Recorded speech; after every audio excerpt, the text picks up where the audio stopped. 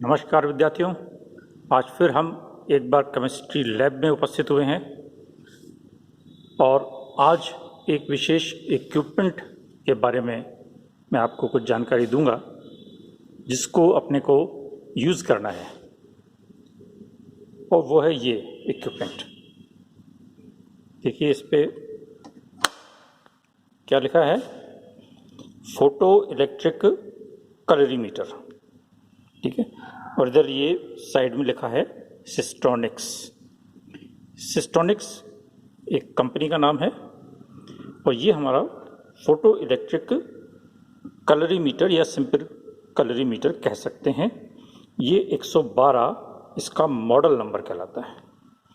कई तरीके के कलरीमीटर्स आते हैं, अलग अलग कंपनीज के आते हैं। तो ये हमारा सिस्ट्रॉनिक कंपनी का photo electric colorimeter 112 number model का है। अब इसमें क्या है, कलरीमीटर करता क्या है? कलरीमीटर का प्रयोग हम करते हैं किसी कलर्ड सॉल्यूशन में कंसंट्रेशन या सांद्रता ज्ञात करने के लिए, और ये बियर-लैम्बर्ट लॉ पर आधारित है। बियर-लैम्बर्ट लॉ आप सब लोग पढ़ चुके हैं, जानते हैं, और उसकी लिमिटेशंस भी यदि आपको ध्यान हो तो वो सिर्फ डाइल्यूट सॉल्यूशंस पर लागू होता है। तो इसलिए ये इक्विपमेंट भी डाइल्यूट सॉल्यूशंस पर ही सही रिजल्ट देगा और देता है। बियर-लैम्बर्ट लॉ में आप पढ़ते हैं कि एक तरफ से रेडिएशंस आती हैं, कलर्ड सॉल्यूशन में अंदर जाती हैं और कुछ पोर्शन उसका एब्जॉर्ब हो जाता है और बाकी का पोर्शन ट्रांसमिट हो जाता है। तो दो चीज़ें होती हैं, एब्जॉर्प्शन और ट्रांसमिटेंस। जो कलर्ड आयंस हैं वो कुछ पार्ट रेडिएशन का एब्जॉर्ब करते हैं और बाकी ट्रांसमिट कर देते हैं। और ये एब्जॉर्प्शन किस बात पर निर्भर करता है? एक सॉल्यूशन में आयंस की संख्या अर्थात उसकी कंसंट्रेशन पर, और दूसरा वो रेडिएशन कितनी दूर तक सैंपल में पास हुई है अर्थात लेंथ पर।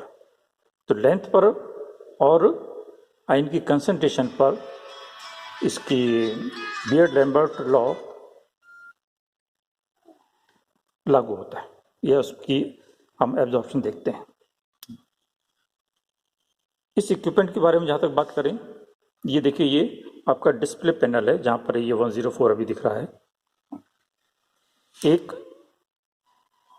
पुश बटन आपको यहाँ मिलेगा, इस पर लिखा हुआ है टी, परसेंटेज टी अर्थात ट्रांसमिटेंस, और यहाँ पर ओडी अर्थात ऑप्टिकल डेंसिटी। तो यदि हम इसको दबा के रखते हैं, इसका मतलब ओडी यहाँ पैनल पर देखने को मिलेगी, ऑप्टिकल डेंसिटी, और इसको अगर हम रिलीज करते हैं तो ट्रांसमिटेंस शो करेगा यहाँ पैनल पर। यहाँ पर एक नॉब है सेट 0 की, यहाँ पर एक नॉब है सेट 100 की। तो ये दो नॉब्स आपको देखने को मिलेंगी। ये यहाँ पर एक चैम्बर है, इसको आप ओपन करें तो देखिए यहाँ पर एक होल है। इस होल में इसी के आकार का कांच का एक इक्विपमेंट, जिसको हम क्यूवेट बोलते हैं, वो जाता है। ठीक है, वो इसी के साइज की होती है, विशेष कांच की होती है। अभी फिलहाल वो क्यूवेट, क्योंकि इक्विपमेंट काफ़ी टाइम हो गया है, टूट चुकी हैं, लेकिन इसी साइज की ये टेस्ट ट्यूब हम लोगों के पास अवेलेबल है, वो इसमें आसानी से फिट हो जाती हैं। तो हम इन टेस्ट ट्यूब्स का यूज़ करते हैं।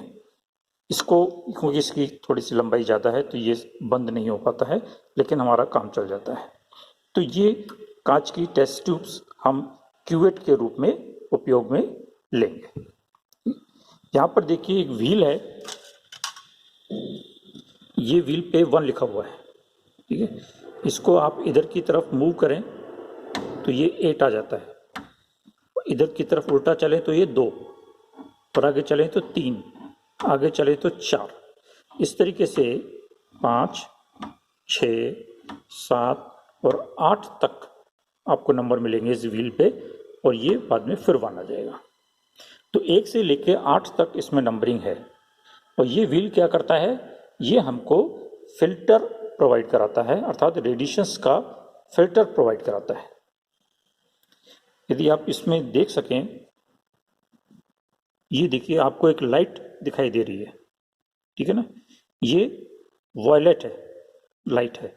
जैसे अपनी विबग्योर होती है, 7 कलर्स होते हैं आप जानते हैं, तो ये रेड लाइट है। इसको आप देखिए 8 नंबर पे करेंगे तो देखिए लाल हो जाएगी ये, यानी रेड, अर्थात लास्ट फिल्टर आ जाएगा।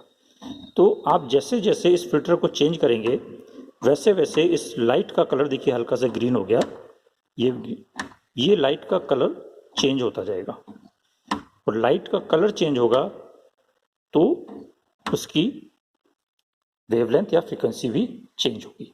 तो ये 1 से लेके 8 तक फिल्टर्स यहाँ पर मौजूद हैं, और ये देखिए यहाँ पर इसकी रेंज भी लिखी हुई है, फिल्टर नंबर 1 से लेके 8 तक, और ये इनकी रेंज नैनोमीटर में लिखी हुई है कि इस रेंज में एब्जॉर्प्शन करते हैं, और इनका मैक्सिमम एब्जॉर्प्शन आपकी ये पीक की वैल्यू आगे दे रखी है। तो ये 8 फिल्टर्स हैं।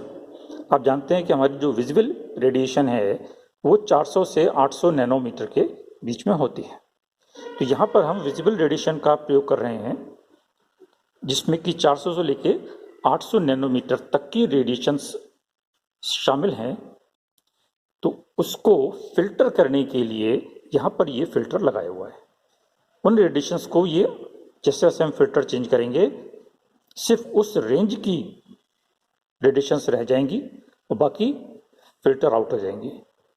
तो जिस रेंज की हमें वेवलेंथ चाहिए, रेडिएशन चाहिए, वही फिल्टर अपने को सेलेक्ट करना होता है, ठीक है। सेटिंग इसकी किस तरीके से करते हैं, ये देखिए एक काली क्यूवेट है, ये तो प्लास्टिक की है इसलिए टूटी नहीं, ये प्लास्टिक क्यूवेट है, ये इसके अंदर इस तरीके से चली जाती है।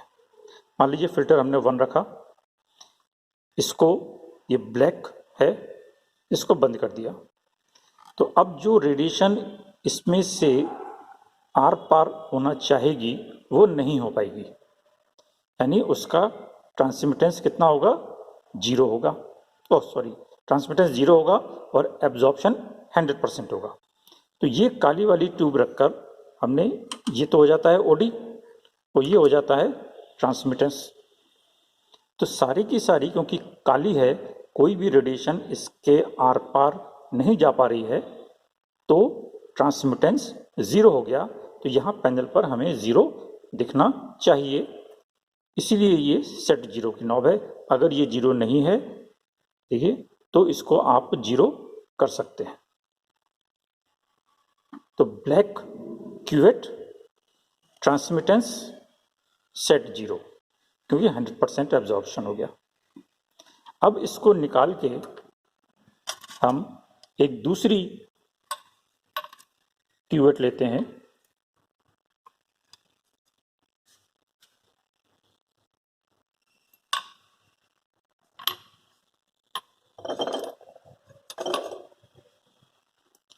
देखिए ये एक दूसरी क्यूवेट ली है जिसमें पानी भरा हुआ है।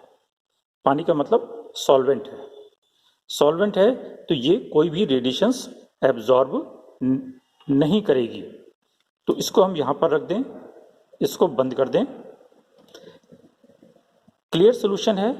अगर और टेस्ट ट्यूब साफ है तो एब्जॉर्प्शन नहीं होगा, आपका जो ट्रांसमिटेंस है वो 100% हो जाएगा, यानी 100% रेडिएशंस आर पार निकल जाएंगी।